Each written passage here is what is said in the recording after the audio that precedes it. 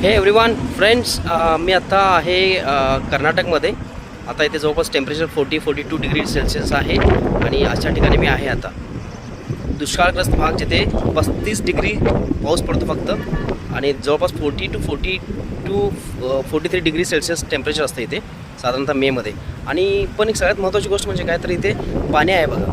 You can see water, पाणी आहे. आणि हे जे पाणी आहे ना, हे कालव्यानं आलेलं आहे, कॅनलनं.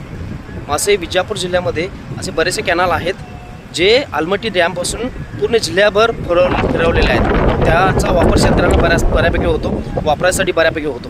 जेव्हा आवश्यकता असते तेव्हा ते पाणी सोडतात. असे बरेचसे कालवे आहेत. हा छोटा कालवा आहे पण इथे पाणी आहे बघा. आता मंथ ऑफ मे आहे आणि पाणी कायम असतं इकडे. जेव्हा आवश्यकता आहे तेव्हा शेतकऱ्यांना वापरता येतं. असे मोठे आणि छोटे पण कालवे आहेत. असंच म्हणजे पूर्ण जिल्हाभर त्यांनी पाणी फिरवलेलं आहे दुष्काळग्रस्त भागात.